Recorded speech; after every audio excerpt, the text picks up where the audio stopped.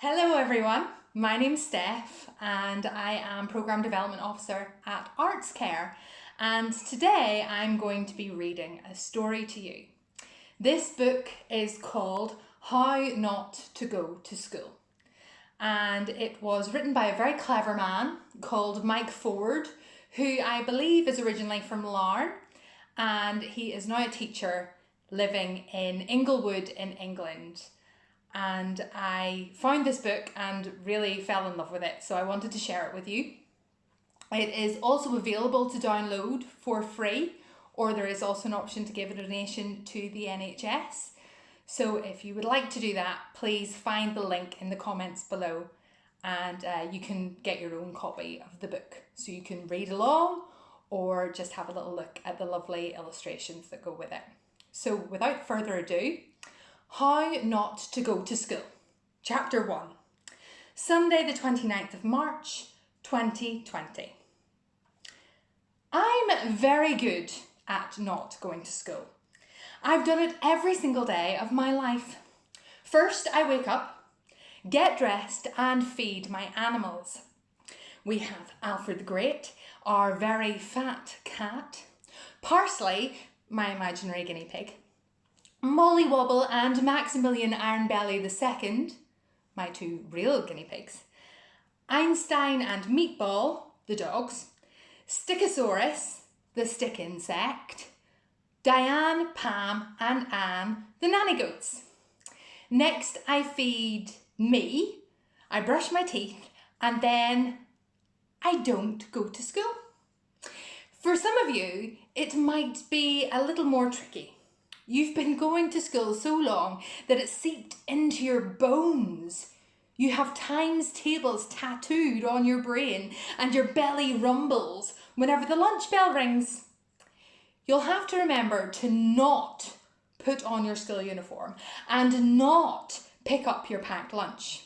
You need to not go through the front door, not walk down the street, not cross the road with the lollipop lady, and absolutely, definitely not say good morning to the teacher. And that's all before school's even started. Then you have to spend all day concentrating on not listening to what your teacher is saying. I'm Parsley Mimblewood, by the way, and I've never been to school. Not once. I've never put my hand up to answer a question. I've never run a race at sports day, and I've never eaten a school dinner. Instead, I learned things at home with my mum and my little brother Bo. Things like how to milk a grumpy nanny goat and how to extract the healing properties of crystals. We live in a little ramshackle cottage at the end of a windy, narrow lane in the middle of the moors, just beyond Wensleydale. It's so far from anywhere that whenever a car drives past, we all go running to say hello. It's so far that it would take hours to get to school and back. And anyway, my mum says they don't teach you the important stuff at school, like understanding the truth about crystals. She really likes crystals. Anyway, now nobody is going to school. So today, on Sunday the 29th of March 2020, I have decided to write a book for all of you. A book to explain exactly how not to go to school. Chapter 2, How to Care for Your Grown-ups. Sunday the 29th of March 2020. This morning I was woken up by a dripping sound. Drip, drip, drip, drip. Our roof has a lot of holes because our cottage is really old and tumble down. And when it rains, we have to gather up all the buckets and the bowls and bottles to put underneath the drips. I don't mind the drip, drip, dripping because it makes our house sound like a deep, dark cave. But when we're all stuck inside together, everyone starts going a little bit crazy. By the time I got up, Bo had already knocked 3 bowls over and spilt a bowl of Cheerios across the floor.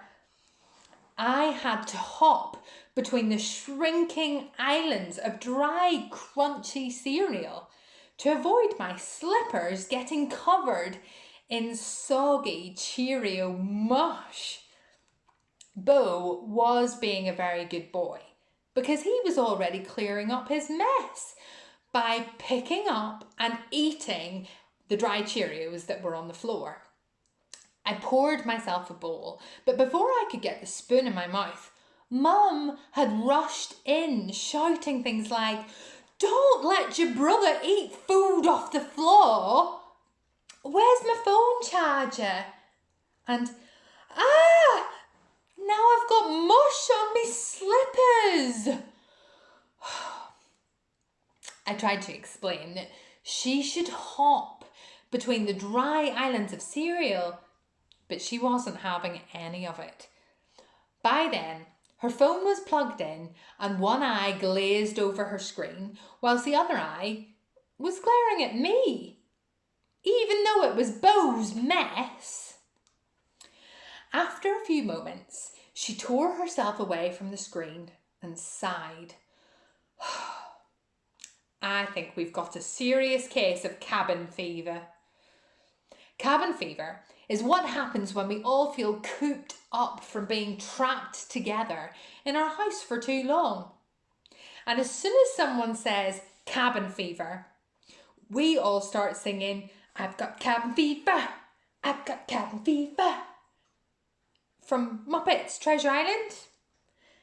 We've had a cabin fever so often that I've learned all the words and know all the voices. I can do them all. Unfortunately, Bo hasn't learned all the words yet. He only knows the "I got cabin fever" line. And in fact, he thinks it's "I got gabba geeba." Mum and I cleared up the cereal, but Bo was still singing "Gabba geeba, gabba geeba" over and over again and again. And Mum had gone back to her phone, so I thought I'd go and feed the animals before the cabin fever got any worse. Whilst I was feeding the animals, I made an incredible discovery. Looking after animals is just like looking after grown-ups with cabin fever. Grown-ups are like dogs. Just like dogs, grown-ups must be taken for regular walks. Otherwise, they start pacing up and down the house and muttering to themselves.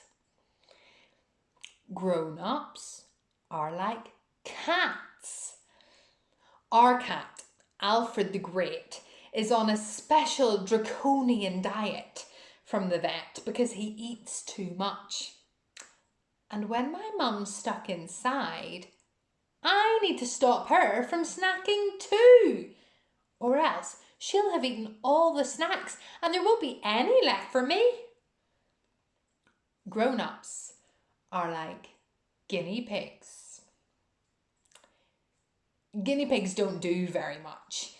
Even imaginary guinea pigs are a little bit boring, but they do give very good cuddles. I've found that a short cuddle is a surefire cure for grown-ups who have caught a bad case of cabin fever. Grown-ups are like stick insects. It's very easy looking after a stick insect, but sometimes I worry that Stickosaurus might be a little lonely without other stick insects. There's at least 2 of everything else. Even I've got Bo, although he can be very annoying sometimes. But Mum doesn't have any other grown-ups in our house. Maybe that's why she spends all day blabbering on the phone about crystals. Grown-ups are like goats. We've got a copy of the RSPCA guidebook for keeping goats. Well, we've got all the pages apart from 45 to 52 because Diane the goat ate them. Anyway, the guidebook says that goats must not be tethered.